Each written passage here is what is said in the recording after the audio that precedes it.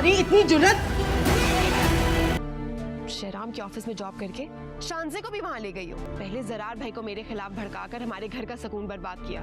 Mom अब आपको फैसला करना होगा, आप किसका साथ देंगी?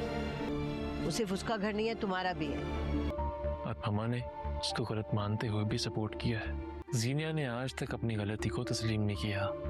इंसान तब सुधरता है जब वो अपनी गलतियों को तस्लीम करता है। मेरे इन लॉस की हमदर्दी हासिल की। उसकी इतनी जुर्रत कि वो तुम्हें उस घर में आने से मना करे। और रही सही कसर कल मुझे बेइज्जत करवा के पूरी कर दी। बेटे का या बेटी का?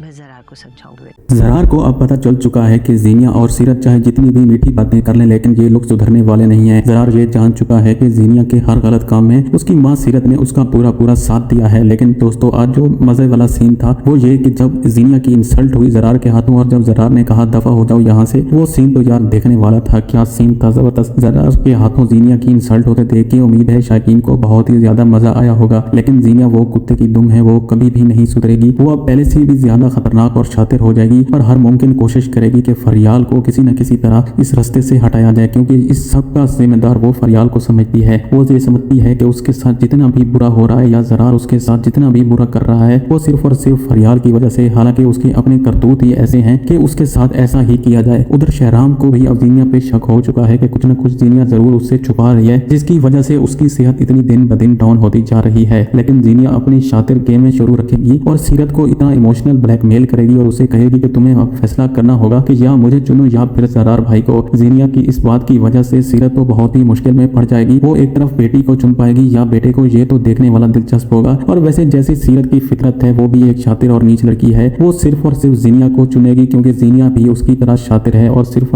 वो दूसरों की जिंदगियां बर्बाद करना ही चाहती है।